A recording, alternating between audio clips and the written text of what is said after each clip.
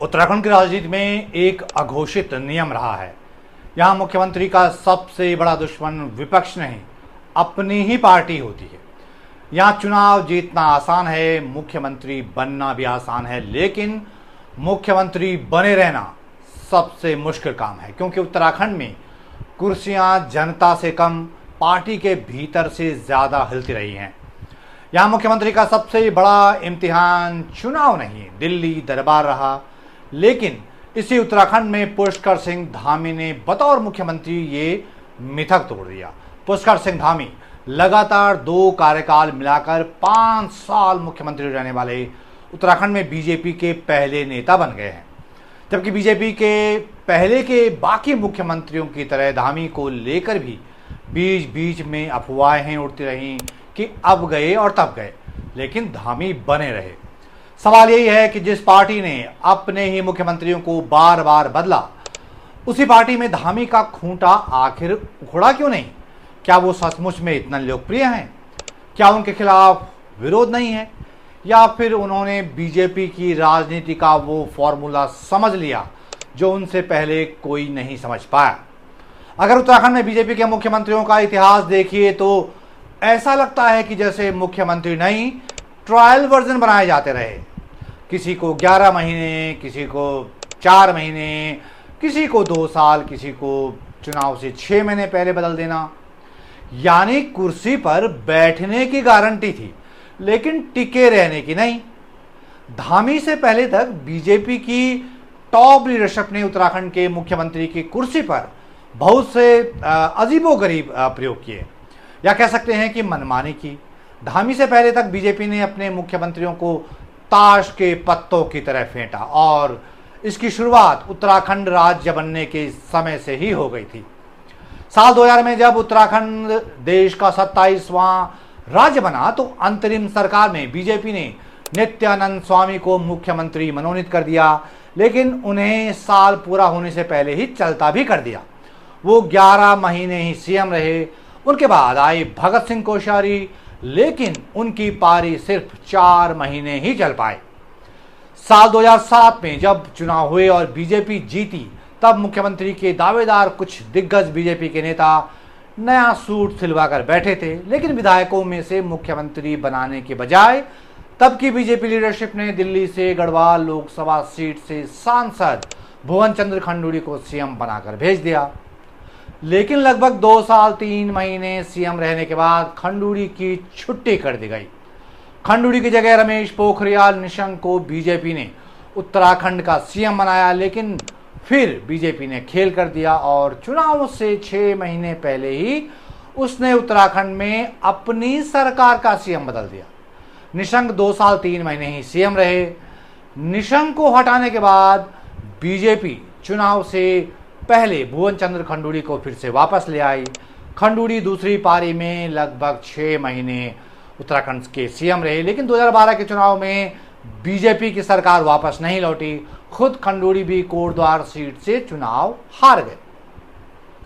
2017 के चुनाव में बीजेपी प्रचंड बहुमत से जीती तो त्रिवेंद्र सिंह रावत की बतौर सीएम ताजपोशी कर दी गई, लेकिन उनके 4 साल पूरा होने में कुछ ही दिन बाकी रह गए थे कि दिल्ली में उनके विरोधी खेमे ने ऐसा मंत्र फूंका कि उनका भी खूंटा उखड़ गया। उनके बाद बीजेपी ने लोकसभा सांसद तीरथ सिंह रावत को मुख्यमंत्री की कुर्सी पर बैठा दिया, लेकिन तीरथ सिंह रावत इतनी जल्दी आए और इतनी जल्दी चले गए कि मुख्यमंत्री से ज्यादा उनकी चर्चा उनके उलझुल बयानों की रही। सिर्फ 4 महीने में बीजेपी ने उनको भी निपटा दिया। जब विधानसभा चुनाव को लगभग 6 महीने ही बचे हुए थे, तब पुष्कर सिंह धामी की लॉटरी लग गई। बीजेपी ने उन्हें मुख्यमंत्री बना दिया। उन्हीं का चेहरा करके आगे करके बीजेपी 2022 के चुनाव में उतरी, लेकिन खुद मुख्यमंत्री धामी ही चुनाव हार गए खटीमा से। हालांकि वो लकी रहे कि दिल्ली वालों की उन पर असीम कृपा बनी रही, और हारने के बावजूद 2022 में उन्हें फिर से मुख्यमंत्री की कुर्सी पर बिठा दिया गया। इस कार्यकाल में वो अब जो है 5वें साल में प्रवेश कर चुके हैं। धामी से पहले के बीजेपी के सीएम इतने लकी नहीं रहे। उनकी जड़ों में मट्ठा डालने का काम तो बीजेपी के भीतर से ही हुआ। अब सवाल उठता है कि जब उत्तराखंड में मुख्यमंत्री बदलना बीजेपी की पुरानी आदत रही है, तो फिर पुष्कर सिंह धामी कैसे बच गए? धामी भी तो विवादों से अछूते नहीं रहे। 2022 में वो चुनाव हार भी गए थे, इसके बावजूद बीजेपी ने उन्हें दोबारा मुख्यमंत्री बना दिया। यहीं से समझिए धामी और बाकी मुख्यमंत्रियों के बीच का फर्क। धामी की सबसे बड़ी ताकत क्या रही पता है? उनके पास भी अपना एक गुजरात मॉडल है। उन्होंने दिल्ली दरबार की गुड बुक में आने के लिए जोर लगा दिया। उन्होंने पार्टी की टॉप लीडरशिप को खुश के रखा। दिल्ली जो चाहती रही धामी वही करते रहे। उन्होंने इसकी परवाह नहीं की कि उत्तराखंड में उनके फैसलों को कैसे लिया जाएगा। महाभारत के अर्जुन की तरह उन्होंने भी अपनी नजर मछली की आंख यानी दिल्ली पर टिकाए रखी। वहीं दूसरी तरफ उन्होंने पार्टी के हर बड़े राजनीतिक एजेंडे को पूरी ताकत के साथ आगे बढ़ाया, चाहे समान नागरिक संहिता हो, धर्मांतरण कानून हो या फिर सख्त हिंदुत्व वाली राजनीति हो। यानी उन्होंने ऐसा माहौल बनाया जिसमें दिल्ली को मुख्यमंत्री बदलने की राजनीतिक जरूरत महसूस ही नहीं हुई। उन्हें अच्छी तरह से मालूम है कि बीजेपी में आखिर फैसला जनता से पहले दिल्ली ही करती है। यही वजह रही कि अंदर खाने विरोध होता रहा, नाम चलते रहे, अफवाहें उड़ती रहीं, लेकिन हर बार दिल्ली में बैठे पार्टी के शीर्ष नेतृत्व ने धामी को टस से मस नहीं होने दिया। उन पर आने वाला संकट हाईकमान की कृपा से हर बार टलता रहा और बीजेपी के भीतर ही उनके विरोधी मन महसूस कर रह गए। वैसे ऐसा भी नहीं है कि मुख्यमंत्री बदलने का रोग सिर्फ बीजेपी को ही हो। कांग्रेस ने भी उत्तराखंड में खूब प्रयोग किए, पहले विजय बहुगुणा, फिर हरीश रावत। लेकिन इन 26 साल में अगर किसी मुख्यमंत्री ने बिना हटे पूरा 5 साल निकाला तो वो सिर्फ नारायण दत्त तिवारी रहे।